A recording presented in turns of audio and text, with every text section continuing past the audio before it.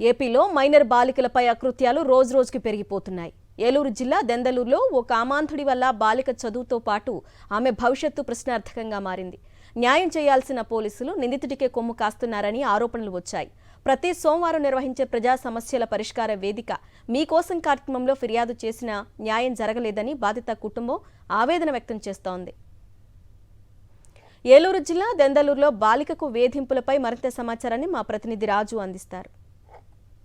మైనర్లపై జరుగుతున్నటువంటి అకృత్యాలు కూడా అంతే లేకుండా పోతుంది. చూస్తే కనుక దెందులూరు నియోజకవర్గంకి సంబంధించి కూడా చూస్తే ప్రధాన కొవ్వలి గ్రామంకి సంబంధించి ఉన్నాం. ఈ గ్రామంకి సంబంధించి చూస్తే కనుక మైనర్ బాలికకి సంబంధించినటువంటి ఎవరైతే ఉందో అనిల్ కుమార్ అనేటువంటి వ్యక్తి కూడా పూర్తిగా చూస్తే కనుక ఆమెకు సంబంధించినటువంటి ఫోటోలు కూడా తీసి బ్లాక్మెయిల్ చేస్తూ కూడా అనిపించిన పరిస్థితి ఉంది. దీనికి సంబంధించి ఎవరైతే మైనర్ బాలిక ఉందో వాళ్ళ తరఫు నుంచి కుటుంబ సభ్యులు ఉన్నారు, వీరితో మాట్లాడదాం. అమ్మ చెప్పండి, అసలు ఏం జరిగింది? మా అమ్మాయి కోయిట్ వెళ్ళింది, వాళ్ళ ఆయన చనిపోయాడు.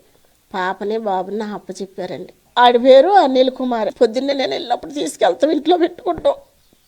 సాయంత్రం నేను వచ్చాక పంపిస్తాం. ఎక్కడికి వెళ్ళామమ్మంటే ఇంకా పిల్లకుండా మాట ఇంట్లో భయం వేసిపోతుంది నాకు, పిల్ల ఏమైపోద్దని ఆ ఇల్లు వదిలిపెట్టి మా అబ్బాయి వాళ్ళ ఇంట్లోకి వచ్చేసాం.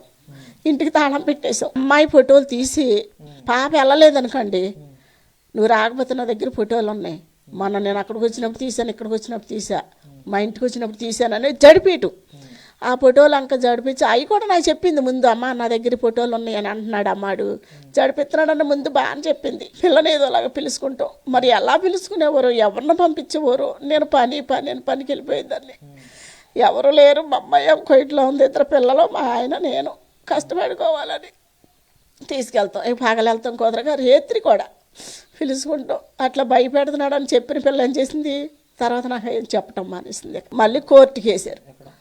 బేవడోలు కోర్టుకి అయితే పిల్ల నేను ఇక్కడి నుంచి ఓ పోలీసు ఆడామా వెళ్తే పిల్లని ఒక్కదానిలో అని పిలితే పిల్ల అన్నీ చెప్పిందంట. నన్ను ఇట్లా పిలుచుకునేవారు, నేను వెళ్ళి వస్తున్నానని మా అమ్మమ్మ తిడుతుందండి.